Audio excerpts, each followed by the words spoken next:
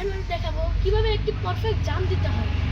Perfect বলা যাবে না, কারণ জামটা এতটা পারফেক্ট নয়, নর্মাল একটি জাম, এটি বানি হফের মতো নয়। আমি আপনার টিচ করবো, তারা তো নতুন সাইকেল শিখছেন, আমাকে একটু দেখেন, লক্ষণ করুন।